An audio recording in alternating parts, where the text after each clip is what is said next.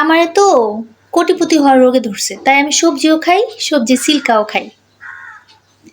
এই যে কথায় আছে স্বামী যদি কিপটা হয় তাহলে সেই ঘরের বউটা ফকিরের মতো থাকে, আর যদি বউ কিপটা হয় তাহলে সেই ঘরের স্বামীটা রাজার হালে থাকে। মানে স্বামীর কৃপণতা ঘরের সৌন্দর্য নষ্ট করে, বউর সৌন্দর্য নষ্ট করে, আর বউর কৃপণতা স্বামীকে দৌলতবান করে। তাই গাইস, কোটিপতি হইতে গেলে তো একটু কৃপণ হইতেই হবে, নতুবা তো সবকিছুই শেষ হয়ে যাবে। কৃপণতা মানে সেই কৃপণতা না যে অনেক বেশি কম খা, কৃপণতা মানে সবকিছু সাশ্রয়ী করা। পৃথিবীতে অনেক স্বামী আছে যারা সামনে দিয়ে হাতি চলে গেলে দেখে না, কিন্তু পিছে দিয়ে যদি মশা যায় সেটারই অনেক কিছু মনে করে। এর মানে সে সব জায়গায় টাকা শেষ করে ফেলে, সেদিকে খেয়াল নাই, কিন্তু বউর পিছনে যদি টাকা খরচ করে সেদিকে তার অনেক কষ্ট লাগে। স্বামী এটাই বুঝে না যে স্ত্রীর পিছনে টাকা খরচ করা সুন্নত, আর স্ত্রীর পিছনে যে টাকা খরচ করে আল্লাহ তাআলা তার প্রতি অনেক অনেক খুশি থাকে। আসসালামু আলাইকুম গাইস, কেমন আছো তোমরা সবাই? আলহামদুলিল্লাহ আমি ভালো আছি। দিনে দিনে আমি অনেক অনেক কিপটা হয়ে যেতেছি, ভাবতেছি কিপটামি না করলে কি আর বড় লোক হয়ে যাবে। সবজি থেকে শুরু করে সবজি ছিলকা খাওয়া শুরু করে দিয়েছি। কিন্তু শাক সবজি মানে ফল ছিলকা সবই খাওয়া যায়, তাই আমি আজকে লাউয়ের ছিলকা ভাজি করে দেখাবো তোমাদেরকে। এই লাউয়ের ছিলকাটা ভাজি করবো একটু একটু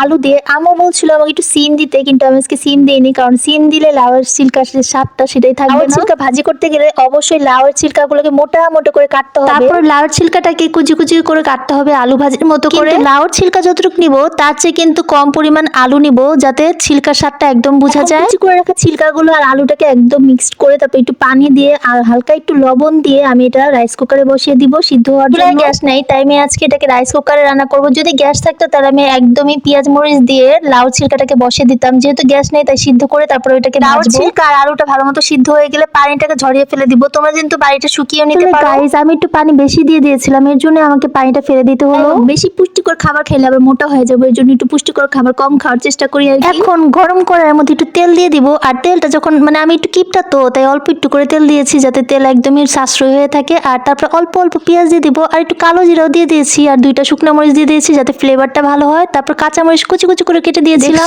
কত কিপটামি করে রান্না করতে হয়, এটা আমাদের কাছ থেকে শিখবা তোমরা। আর অল্প একটু হলুদ দিবা, মরিচের গুঁড়া চাইলে দিতে পারো, লবণটা অল্প করে দিবা। আমি অ্যাকচুয়ালি মরিচের গুঁড়া দেই নাই। মশলাগুলো ভালো মতো ভাজা ভাজা হয়ে গেলে এখন লাউয়ের ছিলকা আর আলু সিদ্ধটা দিয়ে দিব। আমার মতো এমন একটা কিপটা বোঝার থাকবে, সে তো অবশ্যই বড়লোক হয়ে যাবে। কি বলো তোমরা? কিছু মিক্সড করে এখন ভাজাভাজি করার পালা। ভাজতেছিলাম আর একটু টেস্ট করতেছিলাম, খাওয়া দেখি এত পরিমাণ লবণ হয়েছে গাইস। তেল মরিচ সব কিট্টামি করে দিলেও লবণটা কিন্তু অতিরিক্ত দিয়ে দিয়েছি, এখন আমি নিজেই খেতে পারতেছিলাম না। সিদ্ধ হয়ে গেলে লাস্টে অল্প একটু চিনি দিয়ে দিব যাতে স্বাদটা বেশ আমার সুন্দর হয়ে যায়। সবজিতে কিন্তু চিনি দিলে সবজির স্বাদ কিন্তু দ্বিগুণ বেড়ে যায়। ঢাকনা দিয়ে আমি আরো কতক্ষণ ভাজা ভাজা করবো। এটাকে পুরো ভাজাভাজি করলে অনেক বেশি মজাদার হবে। পরপর সবজি খাইতেছিলাম আর কাঁদতেছিলাম, মনে মনে কইতেছিলাম আরে এত লবণ কেমনে হয়ে গেল, লবণের সময় কেন কিপটামি করতে পারি না। কি যে করি গাইস, প্রতি সময় লবণ দেওয়াটা আমি একদমই বুঝি না। অতিরিক্ত বেশি হয়ে যায়, নাহলে অতিরিক্ত কমই হয়ে যায়। আমি সেই রাজা 3 নম্বর মেয়ের মতো কাজ করে ফেলছি গাইস, অতিরিক্ত লবণ দিয়ে খাওয়াই ফেলছি। এখন আমার ভালোবাসা ওই 3 নম্বর মেয়ের মতো হবে। অনেক বেশি কান্না করতেছিলাম, কিন্তু বাইরে একদমই প্রকাশ করিনি, ভাবছি যে কেউ বুঝবে না। যদি বেশি প্রকাশ করো তাহলে দেখবে আরো বেশি লবণ বেড়ে যাবে, তাই চুপচাপ আছি, যে বুঝবে বুঝবে, না বুঝলে না। যাই হোক, ভাবতেছিলাম যে ভাত দিয়ে খেলে হয়তো লবণ লাগবে না, কিন্তু ভাত দিয়ে খাওয়ার পরে অতিরিক্ত লবণ লাগতেছিল। দেন আমি একটু লবণ মানে লেবু নিয়ে নিয়েছিলাম, সাথে লেবু টকটা মিশানোর পরে লবণটা অনেকটাই কমে গিয়েছে। সাথে একটু লাউ তরকারি ছিল, ওটাতে একটু লবণ কম ছিল, তাই এটার সাথে মিশিয়ে খেয়ে ফেলতেছিলাম, তখন অনেক ভালো লাগতেছিল। গাইস, কিপটা হইতে চাইলে অবশ্যই আমার মতো কিপটা হবা, তাহলে দেখবা দিন দিন বড় লোক হয়ে যেতেছো। যারা এত কষ্ট করে ভিডিও দেখতেছো তারা একটা লাইক কমেন্ট আর শেয়ার করে দিও, যারা ইউটিউব থেকে দেখতেছো তারা একটা সাবস্ক্রাইব করে দিও। Thanks for watching, tata.